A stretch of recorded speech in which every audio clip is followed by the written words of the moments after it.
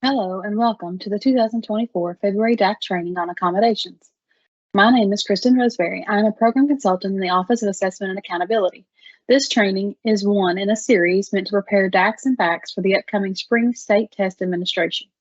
As a result of overwhelmingly positive feedback on the recorded trainings, OAA is continuing to provide pre-recorded trainings in advance of scheduled question and answer sessions. Today, we're going to talk about accommodated print materials, accommodated environment, Scribe, reader, stop the clock, calculators, other accommodations, and finally, we will discuss some helpful resources. For accommodated print materials, these individual orders are required in Pearson Access. There are kits for Braille and large print. Please note that there will not be any shipping windows for accommodated materials. All accommodated materials will be submitted via an additional order, and those step-by-step instructions can be found on the Pearson Access online support document. The testing environment can impact the way an accommodation is provided. With a rapid move to online testing, this is something that must be covered. The important takeaway is that rules and regulations that govern accommodations do not change. A scribe still can only record what the student instructs the scribe to write. A reader still can only read the words as written on the test. Nothing changes in what accommodators and accommodations may do or provide. What changes is the mode in which the student and the accommodators are interacting with the test. Some of the accommodations which may look a little different are Scribe, Human Reader, Stop the Clock, and Calculator.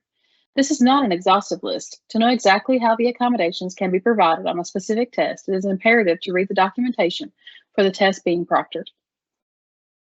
For the Scribe accommodation, the technology checkbox is not required on the student's plan. It is still a one-to-one accommodation. Scribes can type for the student if the student is unable to type for themselves.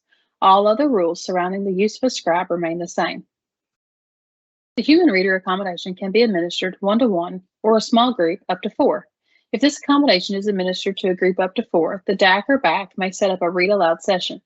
This will automatically assign the students to the same form and create a proctor test ticket for the person administering the accommodation. All other guidelines for readers still apply. The proctor test ticket is designed to print out a ticket for the proctor to use to log into their own device and be able to read to one or up to a group of 4 students without having to read from a student's computer screen. When the read-aloud session is created, it will provide one proctor test ticket per session. If a session contains multiple students, the ticket cannot be copied and used simultaneously with multiple proctors at the same time. However, the ticket could be used successively to test students. For example, a proctor could test one student and provide reading services in a one-to-one environment, and when finished, use that same ticket to test a group of up to 4 students who have similar accommodations. When using the proctor test ticket, please be aware which ticket is being used to sign in. We advise printing the proctor test ticket on a different colored paper. If a student takes the assessment using the proctor test ticket, it will not save or report their answers, so please be aware. The student's plan must indicate that they receive an online text reader. If the online text reader box is checked, that is the mode of reader that should be used during state assessment. However, a human reader may correct a mispronunciation by a text reader if requested by the student. To turn on the text-to-speech functionality, 2 boxes must be checked, and detailed instructions are on the Kentucky portal. Some students have an accommodation for stopping the clock due to medical concerns. KDE generally accepts this as a valid state testing accommodation. The student should be tested in a one-to-one environment, and the test administrator should keep track of the time used and remaining. Providing additional time will not be permitted unless extended time was identified as part of the student plan.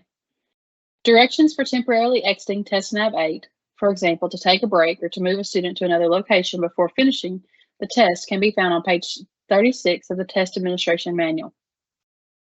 If a student exits TestNav 8, either unintentionally or intentionally, before completing the test, then the student's test must be resumed by the test administrator before the student can continue to take the same test. DACs and BACs have the ability to enable the online calculator functionality. Pearson has guidance regarding this process, and it is also referenced in the online toolbox document. The online Desmos calculators are linked on this slide. These calculators are specific to the parameters set for Kentucky and differ from the ones on the regular Desmos site. We encourage you to have students practice with these calculators during regular instruction and classroom assessment. Handheld calculators are an allowed accommodation only if the following conditions are met. The student's plan indicate handheld calculator accommodation. The calculator is used in regular instruction, and the calculator is not prohibited in KDE's calculator policy. Please note, in some instances, a student with an IEP or 504 might use a device not listed on the approved calculator list. The district assessment coordinator must submit a written request to the Office of Assessment and Accountability for permission allowing student to use the device not included on the list.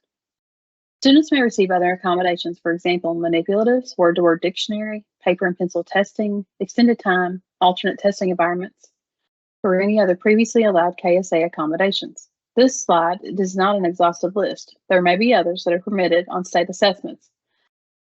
There have been several questions about sequestering students who are waiting to take their exam with accommodations. These students may work on other school-related activities while they are waiting, as long as they are not working on test preparation materials. Here are links to some resources specific to accommodations. The online testing toolbox gives policy, accommodation guides, technology guides, and general tips and best practices. The practice tests include accommodated practice tests to give staff and students familiarity with the text-to-speech function and are highly recommended. Finally, the accommodations bookmarks are a quick reference sheet for those providing accommodations.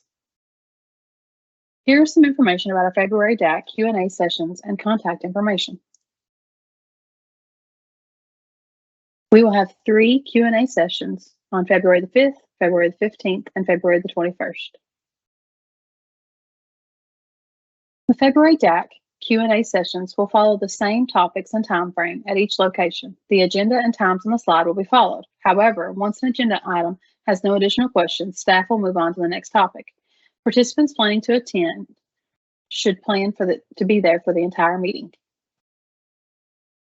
Since the live Q&A sessions will not include full presentations of content already covered in the video recordings, DACs and BACs should be prepared for the Q&A sessions. Before attending those sessions, please prepare by watching all training videos on the administration of Spring 2024 spring assessments. This concludes the February DAC training on accommodations. We look forward to seeing you at our question and answer sessions. Thank you for your time.